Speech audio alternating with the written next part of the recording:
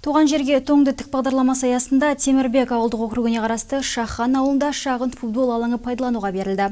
Алаңша құрылысы аталған ауыл түлектерінің демеушілігімен 3 ай ішінде аяқталып отыр.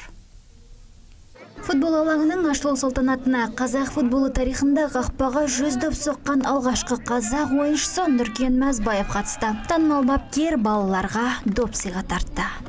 Ауылдың адамдарына үлкен рахмет. Әрине спорт ол ең бірінші денсаулықтың кепілдерін жазылып тұр.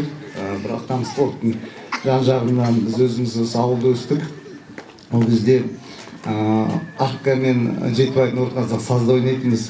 Қазір міне керемет осындай площадка соғылып отыр екен. Осы жерде жастар, балалар дамып, жетіліп, өздерін шынықтыра берсін. Барлықтарына денсаулық тілеймін.